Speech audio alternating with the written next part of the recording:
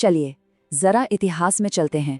साल 1877, ब्रिटिश भारत। एक ऐसा भयानक अकाल पड़ता है जिसमें करोड़ों लोग अपनी जान गंवा देते हैं। वजह कोई जंग नहीं, कोई महामारी नहीं, बल्कि हजारों किलोमीटर दूर प्रशांत महासागर में हो रही एक हलचल थी। और अब देखिए, 140 साल से भी ज्यादा समय के बाद वैज्ञानिक हमें एक चेतावनी दे रहे हैं कि इतिहास का सबसे ताकतवर सुपर एल नीनो 2026 में फिर से दस्तक दे सकता है। तो सवाल सीधा है और बहुत बड़ा है। क्या 2026 में आने वाला ये सुपर एल नीनो भारत को झुलसा कर रख देगा? क्या हम और आप आधुनिक इतिहास के सबसे भयानक, सबसे बड़े गर्मी के संकट का सामना करने वाले हैं? और सबसे बड़ा डर, अगर भारत की जीवन रेखा, हमारा मॉनसून कमजोर पड़ गया तो क्या होगा? इन सवालों के जवाब हमें समझने ही होंगे। इसके लिए हमें इस भयानक भविष्यवाणी के पीछे का विज्ञान और इतिहास दोनों को खंगालना होगा। देखिए, ये खतरा कोई अचानक से नहीं आया है। 1877 में एक सुपर एल नीनो ने महाअकाल को जन्म दिया था। ज्यादा पीछे नहीं जाते, 2015 में भी एक ताकतवर एल नीनो ने भारत में रिकॉर्ड तोड़ गर्मी और सूखा पैदा किया था।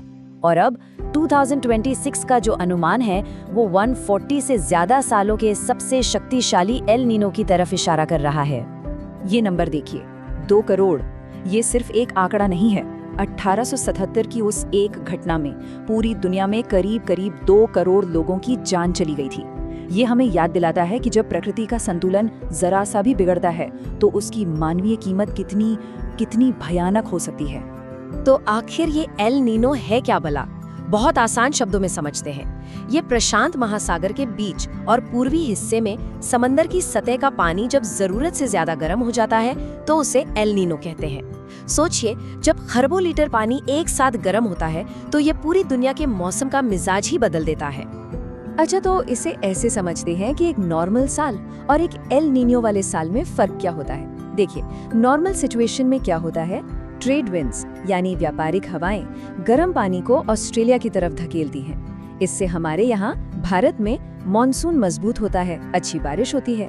लेकिन जिस साल एल नीनो आता है, ये हवाएं मानो सुस्त पड़ जाती हैं, कमजोर हो जाती हैं। अब वो गर्म पानी ऑस्ट्रेलिया की तरफ जाने के बजाय उल्टी दिशा में साउथ अमेरिका की तरफ खिसकने लगता है और इसका सीधा असर हमारे मॉनसून पर पड़ता है। वो कमजोर हो जाता है। तो सोचिए, हजारों किलोमीटर दूर समंदर में एक बदलाव भारत में सूखे का कारण बन सकता है। ये है इसका कनेक्शन। लेकिन अब सवाल ये उठता है कि इस बार का एल नीनो इतना ज्यादा खतरनाक क्यों हो सकता है? इसका जवाब हमारी आज की दुनिया के कुछ कड़वे सच में छिपा है। ये स्लाइड पूरी कहानी बयां कर रही है। हमारी धरती, हमारा प्लैनेट पहले से ही 1.4 डिग्री सेल्सियस ज्यादा गर्म है। ये हमारा नया नॉर्मल है, हमारी बेस लाइन। अब जरा सोचिए, एल नीनो इस पहले से गर्म ग्रह पर और गर्मी डालेगा। ये बिल्कुल ऐसा है जैसे गर्म कमरे में कोई और हीटर चला दे। हालात बद से बदतर हो जाएंगे।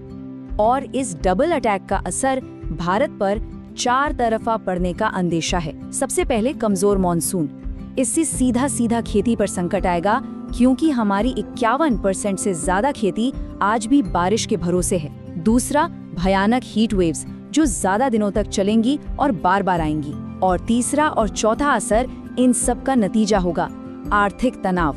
खाने पीने की चीजें महंगी होंगी, पानी की किल्लत होगी और बिजली की मांग आसमान छूने लगेगी। इस चार्ट को देखिए जरा। 2015 के एल नीनो में बारिश नॉर्मल से 14% कम हुई थी। 2026 का अनुमान 92% का है, यानी 8% की कमी। अब सुनने में ये 8% शायद कम लगे, लेकिन भारत जैसे देश के लिए ये बहुत बड़ा फर्क है।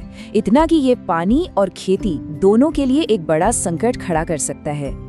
और अगर किसी को लग रहा है कि अरे ये तो 2026 की बात है, अभी बहुत टाइम है, तो जरा इस नंबर पे नजर डालिए, 1125%।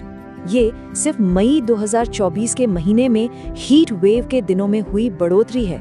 ये कोई भविष्य की बात नहीं है, ये एक ट्रेलर है, एक झलक कि आने वाले वक्त में हालात कितने ज्यादा बिगड़ सकते हैं। लेकिन असली खतरा अभी बाकी है।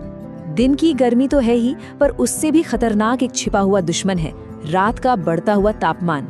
जब रातें भी गर्म होने लगती हैं तो हमारे शरीर को दिन भर की गर्मी से रिकवर करने का, कूल डाउन होने का मौका ही नहीं मिलता।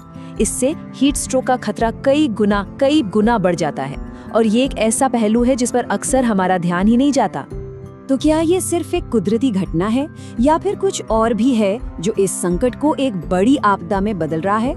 चलिए पड़ताल करते हैं। सच तो ये है कि हमारी अपनी कुछ गलतियां, कुछ सिस्टम की नाकामियां इस संकट को और भी बढ़ा रही हैं। प्रशासनिक तौर पर हीट वेव को आज भी आधिकारिक रूप से प्राकृतिक आपदा नहीं माना जाता। हमारे शहर कंक्रीट के जंगल बन गए हैं जो दिन भर गर्मी सोखते हैं और रात भर उस गर्मी को बाहर छोड़ते हैं। और बड़े पैमाने पर पुराने जंगलों को काटने की वजह से हमने अपने कुदरती एयर कंडीशनर ही खो दिए हैं। 25 जुलाई 2024 को संसद में दिया गया ये बयान देखिए। ये साफ कहता है कि सरकार का हीट वेव को आपदा की लिस्ट में शामिल करने का कोई प्लान नहीं है और जब तक ऐसा नहीं होता तब तक गर्मी से होने वाली मौतों के लिए राष्ट्रीय आपदा कोष से मुआवजा मिलना भी मुश्किल रहता है। और ये स्लाइड देखिए, ये समस्या को और भी साफ कर देती है। 2015 से 2019 के बीच हर 1 स्क्वायर किलोमीटर नए पेड़ लगाने के बदले 18 स्क्वायर किलोमीटर पुराने जंगल काट दिए गए। ये जो असंतुलन है, ये हमारे शहरों को भट्टी बना रहा है। ठीक है, ये सब सुनकर डर लगना लाजमी है। हालात मुश्किल हैं, लेकिन अभी भी सब कुछ खत्म नहीं हुआ है। अभी भी वक्त है। तो सवाल है, अब हम करें तो क्या करें? शुरुआत हम सब अपने लेवल पर कर सकते हैं। छोटे छोटे कदम, जैसे खूब पानी पीना, ORS का घोल पीना, दोपहर 12 से 4 जब धूप सबसे तेज होती है तब बाहर निकलने से बचना। और हाँ, जो लोग बाहर काम करने को मजबूर हैं, जैसे डिलीवरी वाले, गार्ड्स, रेड़ी पटरी वाले, उन्हें ठंडा पानी ऑफर करना। और सबसे ज़रूरी, अपने आस पड़ोस में जो पुराने पेड़ हैं उन्हें बचाने के लिए आवाज़ उठाना। और अगर बड़े लेवल पर बात करें तो हमें अपने पुराने जंगलों को हर हाल में बचाना होगा। कोयले पर अपनी निर्भरता कम करनी होगी और सोलर पावर को अपनाना होगा, क्योंकि 70% बिजली आज भी कोयले से बन रही है। पानी की हर बूंद बचानी होगी। और जो हमारे मजदूर भाई बहन हैं जो बाहर काम करते हैं, उनके लिए कानूनी और सेहत से जुड़ी सुरक्षा सुनिश्चित करनी होगी। एक बात हमें हमेशा याद रखनी होगी, जो गर्मियां हमारे माँ बाप के लिए एक नॉर्मल बात थी, वो हमारी अगली पीढ़ी के लिए एक एक्सट्रीम हीट इवेंट यानी एक भीषण गर्मी की घटना होंगी। ये बदलाव हमारी आंखों के सामने हो रहा है। तो अंत में बात बहुत सीधी है। अगर हमने आज और अभी कुछ नहीं किया तो इसकी कीमत हमारी आने वाली पीढ़ियां चुकाएंगी। भविष्य को बचाने का फैसला हमें आज ही करना होगा।